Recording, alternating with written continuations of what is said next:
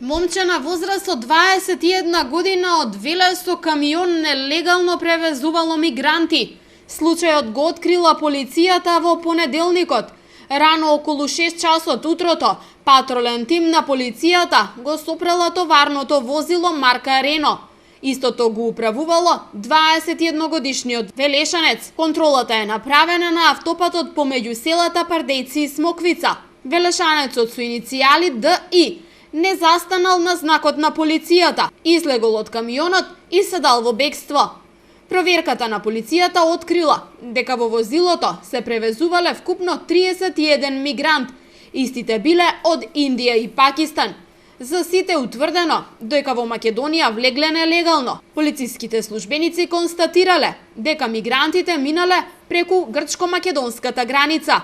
Истрагата и проверките на возилото, кои се направени од страна на полицијата, покажале дека истото е управувано од страна на велешанецот. Поради ова, Регионалниот центар за гранични работи Југ веќе поднесе соодветна кривична пријава за момчето од Велес.